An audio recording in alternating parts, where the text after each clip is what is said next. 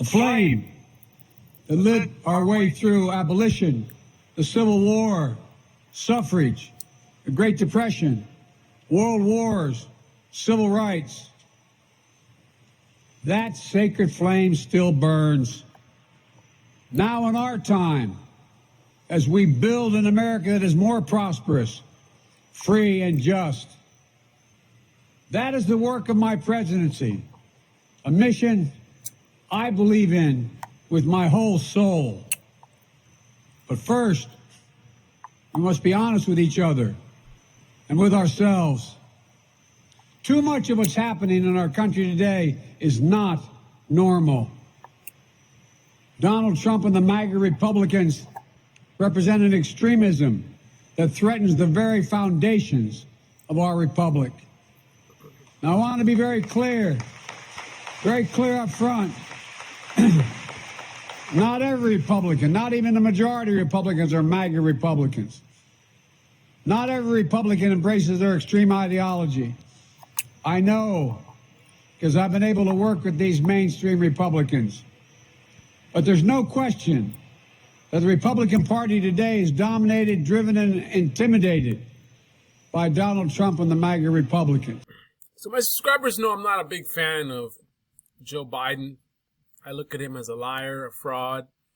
He represents the establishment that has led us down the path that we're on. Now, we the people definitely have our part in the problem. This country is a democratic republic, a government by the people, for the people. So, however this country is going to be always, as long as our government remains as it is, certainly a reflection of we the people and the actions that we take or do not take.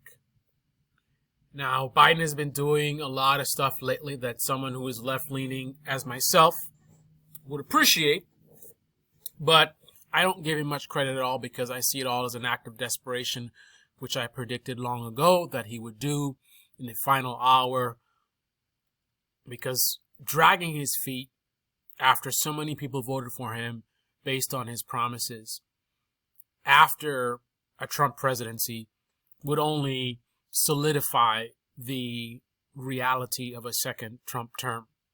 So, as I predicted quite a while ago, things would get very bad to the point where all of a sudden, like magic, the Democrats would start accomplishing things after a period of basically dragging their feet.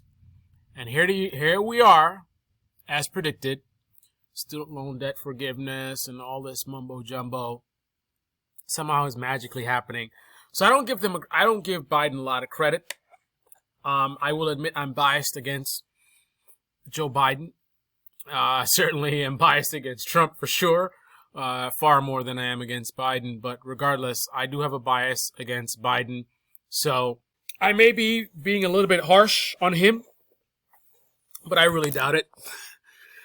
Biden has been in government for a very long time, right? Can't teach an old dog new tricks. Biden's going to do what he's always done, right? Be a corrupt American politician. That's just the way I see it. With that being said, the point of this video and one of the major themes of this channel is I want to educate people as much as possible so that they can not be as much a victim of the propaganda that is infesting our media in this country, whether it's corporate or independent, especially independent media, where things are even much more extremely partisan. So, to that aim, I am going to utilize my experience in knowing the tactics and techniques that media uses to manipulate people to give you an expectation of, in this case, right-wing media, right? Because this is Joe Biden, the liberal president, and the way our media works, it's team sports, it's tribalism. So the right-wing media, and with him saying what he's saying, it's getting very aggressive.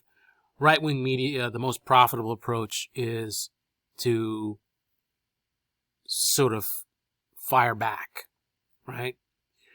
So, utilizing popular propaganda techniques, if I were a right-wing commentator, this is the kind of video that I would be making in response to this. Listen to what I'm saying and keep an eye on right-wing media for the videos that will come, and see how accurate my predictions are. See if they do the very things that I'm doing. See if you can recognize the utilization of some of these tactics. Right, I'm going to break it down for you and explain it to you, and I want you to keep an eye out and see if this actually ends up being the case. So these are some of the tactics I think will be very effective from a propaganda standpoint. First of all, personalize what he's saying as an attack on your audience. So if I've got a bunch of right-wing, sort of MAGA people that are watching me, or even conservatives in general, I want to present what Biden is saying as an attack on you, my audience, right? So what I'll do is I would cut out or clip the part of this speech where he talks about MAGA Republicans being a threat, right? And I will edit out the part where he immediately says, right after that, he says that this is not all Republican voters or something like that. And he says it's not even most, right? Just like how people have quoted Trump saying something that sounds very, very extreme, and he does say a lot of extreme things, but they will omit certain contexts, right, to mislead their audience. Now, this is not like the March Peacefully thing on January 6th. Those who present that as it's supposed to mean something are just oblivious or extremely dishonest, right? When examining the full context of everything he said and did leading up to January 6th, to focus on the fact that he said peacefully is to be completely oblivious, right? Although liberals may look at Donald Trump as an idiot, he's not an idiot, right? He does idiotic things, but he's not an idiot. So for him to do what he did and not throw in a couple of, hedging type of, or what I call honorable mention statements, yeah, he's not going to do that. He's going to put something in there to cover himself, and anybody paying attention who's not in a bubble would realize that.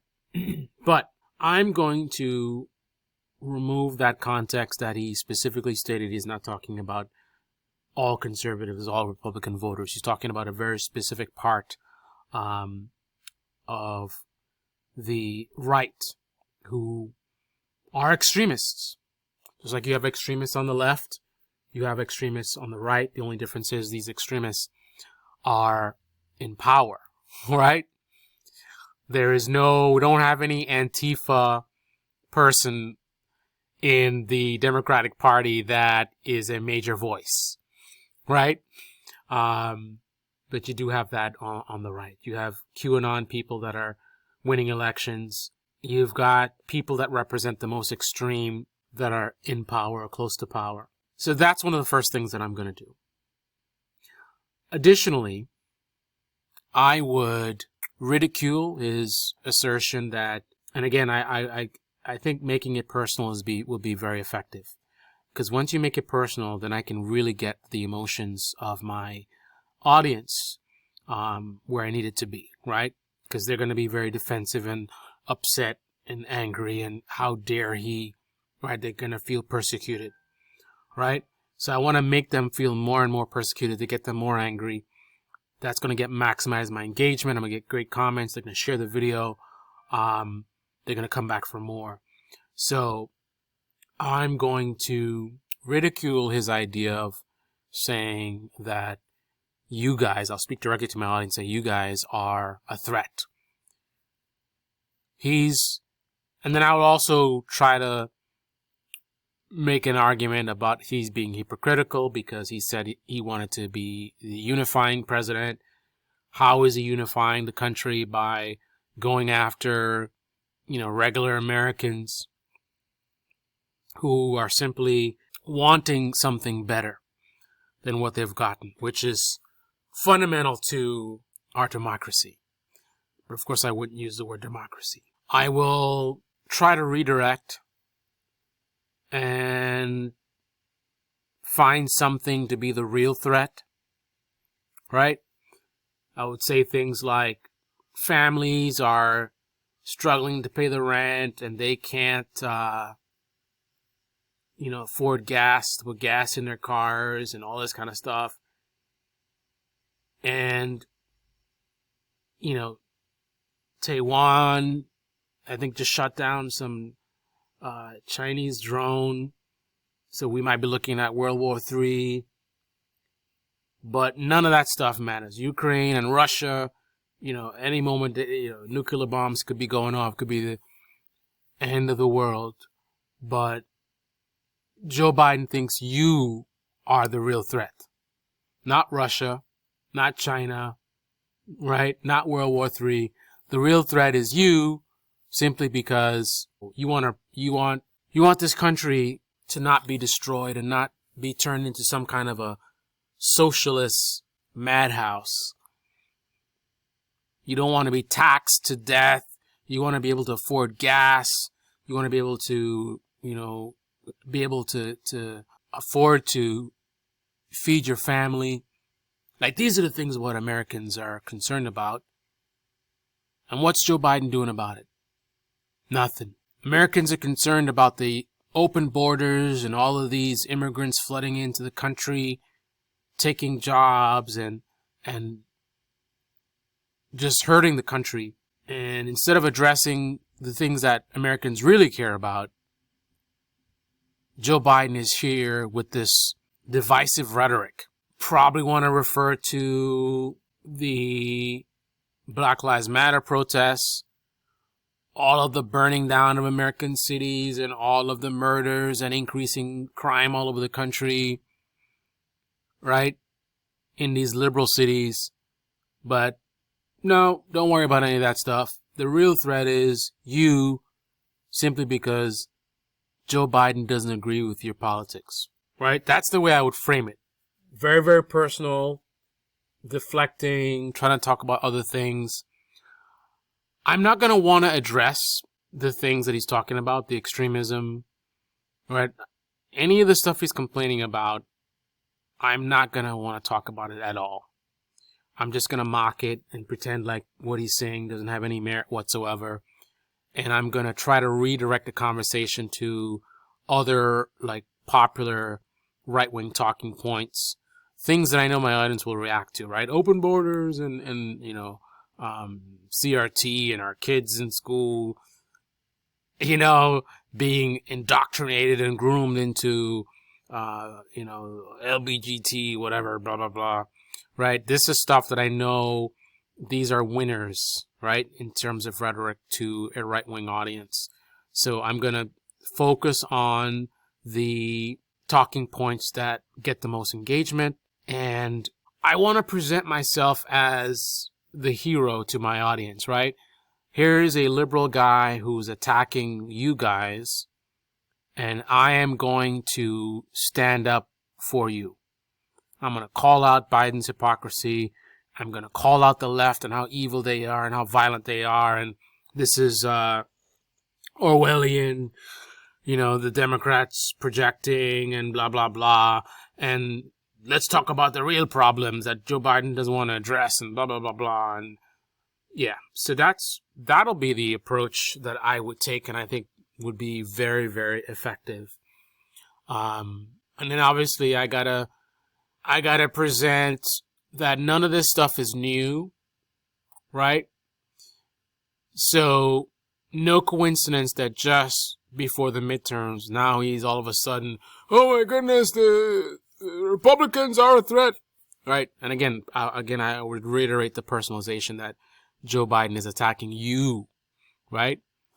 Pretend like he's not specifically, as he clarified, talking about basically right-wing extremists. Pretend like he's not talking about that. Pretend he's talking about all of Republicans, all of conservatives.